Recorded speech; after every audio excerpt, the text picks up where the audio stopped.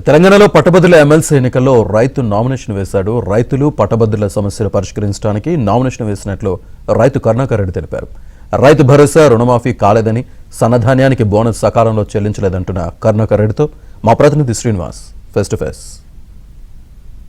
ఉత్తర తెలంగాణలో రైతాంగ సమస్యల మీద రైతు సంఘాల నేతలు నిత్యం పోరాడుతూనే ఉంటారు. అయితే ప్రభుత్వాలకు రైతుల సమస్యలు తెలియజెప్పేందుకు ప్రతి ఎన్నికల్లో పోటీ చేస్తూ ఉంటారు. అందుకే పట్టభద్రుల ఎమ్మెల్సీ ఎన్నికల్లో కూడా కరీంనగర్, నిజామాబాద్, మెదక్, ఆదిలాబాద్ గ్రాడ్యుయేట్ ఎన్నికల్లో పోటీ చేయడానికి కరీంనగర్ సంబంధించిన కలెక్టర్ కార్యాలయంలో రైతు సంఘాల నేతలు రైతు కరుణాకర్ రెడ్డి నామినేషన్ వేశారు. ఆయన మనతో ఉన్నారు.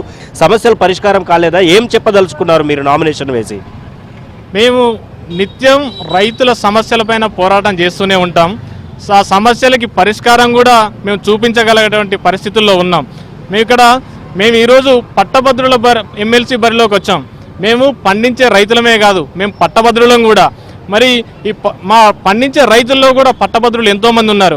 మరి అలాంటి పరిస్థితుల్లో ఈరోజు వైపు నిరుద్యోగ సమస్య పెరిగిపోతూ ఉంది, ఇటు పండించే రైతుల సమస్యలు కూడా తీరట్లేదు.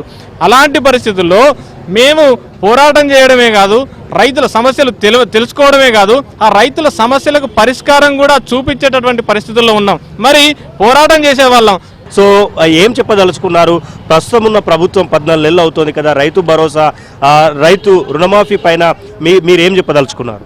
ఈరోజు రైతు రుణమాఫీ విషయంలో కూడా ఈరోజు పూర్తి స్థాయిలో కాలేదు.